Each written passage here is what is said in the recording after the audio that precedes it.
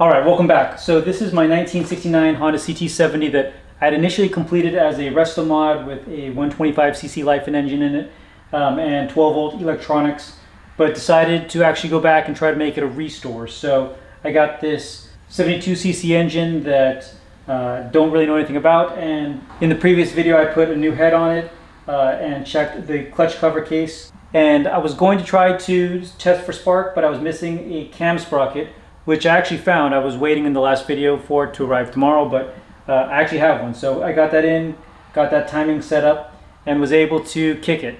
Unfortunately, I was getting no spark, and that's always one of those, how much work is this actually going to be to make this thing fire? But the fix ended up being pretty simple. I looked through the little windows here on the flywheel, and where the points meet, I just use a little strip of sandpaper to sand each contact point, and I got spark. I also got my OEM ignition set up, so all of the wiring harness stuff is now complete. Alright, so I've got the manifold and the carb in. I have the gas tank back in and the lines running into it. I'll set this on reserve tank because I'm not going to be filling it up that far. And let's see if it fires up.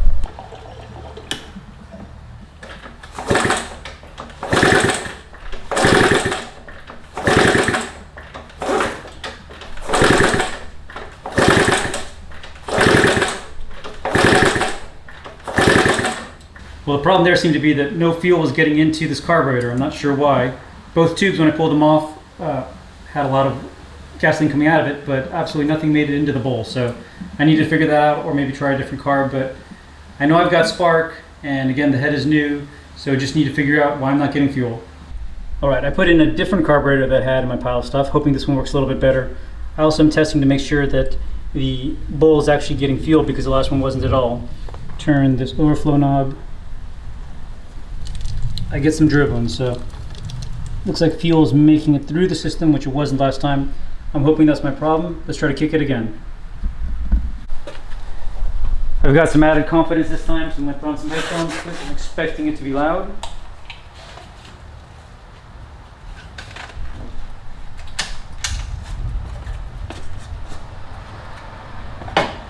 Need to put the spark plug back in. Throw the wire.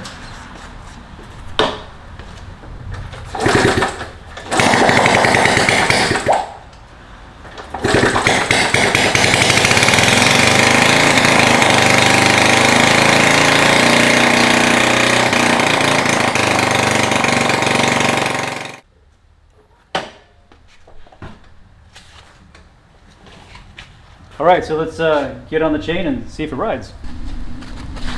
Storm's coming. I know. Here we go. It's gonna be a little noisy. I'll step back.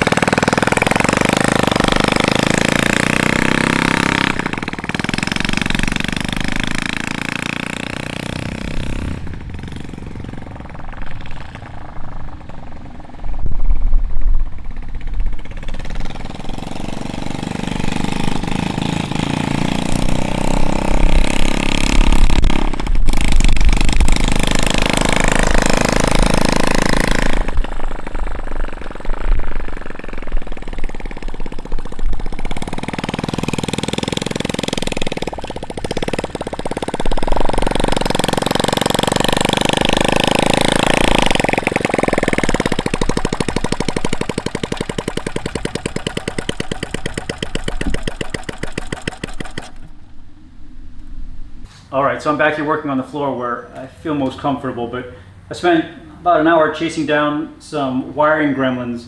When I got the bike started, everything was good except for the fact the front headlight wasn't coming on. And I reused an old wiring harness that I should have probably tested a bit more comprehensively before I put it in. But the brown wire with the red line down the middle, for some reason doesn't have continuity between this connector and the end of it, which is strange because I don't see any breaks anywhere, but it wasn't working. So the switch, which is supposed to connect the yellow wire with the brown wire with red stripe, once you turn on the ignition, wasn't completing the circuit, so I wasn't getting power for the headlight or the horn or some of the other stuff. But anyway, I went ahead and replaced that wire and should now be good to go.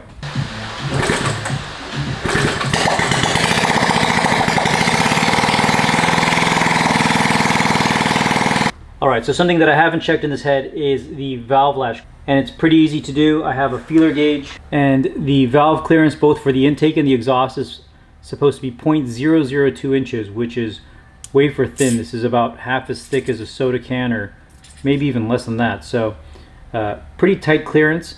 This is a 17 millimeter head that you pull this tappet cover off with. And what you're measuring is the distance between the tappet and the valve here, and you can see there's a little bit of play there. And so you take this gauge and feed it in between two pieces.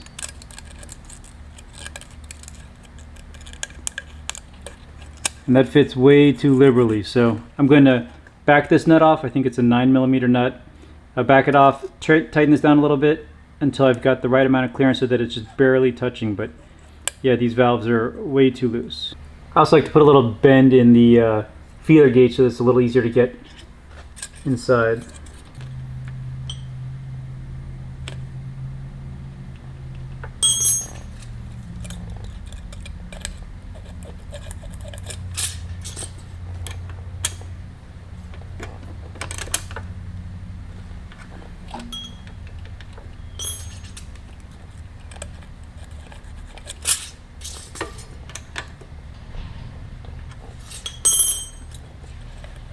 Alright, so that's pretty good. It's just barely touching on both sides.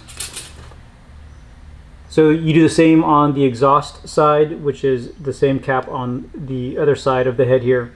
And it's also supposed to be 0.002 inches or 0.05 millimeters. Alright, so just a few more things that I need to do to the restoration bike to start riding it around and really dialing it in. I need to get the exhaust on because without it I can't really start tuning the carb. So I have the OEM Honda exhaust that I ordered from CHP. Here's the OEM Honda exhaust, and it's got Honda model number HM098 on it. A few different rubber pieces here for the shifter, the starter, a couple other small parts. I can't remember what I ordered. Also came with another keychain. I actually already have one of these. It's pretty cool. It's pretty cool. It looks just like the bike that I'm building. This is CHP's reproduction flywheel cover. And this is the heat shield guard for the exhaust. This is actually reproduction. This isn't made by Honda. This is by CHP, but it's a perfect replication and it looks really good. So we'll get all these pieces onto the bike and start riding it around. Alright, so let's go for a ride. I've got the OEM Honda exhaust installed on this. It sounds good and it seems to be running pretty well. I've got the stock jets on it right now, which seem to be running pretty good. Top speed I'm getting is only about 35 miles an hour, but I'll do some more break-in and take a look at the jets again after I ride it around a little bit more. It's also a little bit difficult to get used to the 3 downshift pattern because that's unlike any other motorcycle that I've got currently, so I keep finding myself shifting in the wrong direction. But overall happy with the process of putting this back to more of a restoration. The look of the original exhaust system is pretty classic, and it's fun to put this back to a restoration. So there's only a few other parts that I actually need to finish this up. I need the engine skid plate, I need the airbox, I need the cap on the left side that covers the flywheel stator. There's a few different pieces for the exhaust that mount it to the frame a little more securely. It's actually very secure now, but I know there's a couple more brackets that I need. But beyond that, I'm going to go ahead and soon call this complete. honestly, with a max speed of less than 40 miles an hour, this is going to be a bike just for around town as I go visit my neighbors around here. I honestly enjoy building bikes just as much, if not more, than riding them. So with so many of the projects that I've got on my list to do, we'll see how long this one actually stays in my garage. But this definitely is the nicest CT70 bike that I've worked on so far. And again, it's got a really cool serial number. It's now titled and registered. So I'll definitely enjoy it for now, and we'll see again how long I actually hang on to it. Anyway, really appreciate everybody following this build so far. Stay tuned for more videos. Thanks.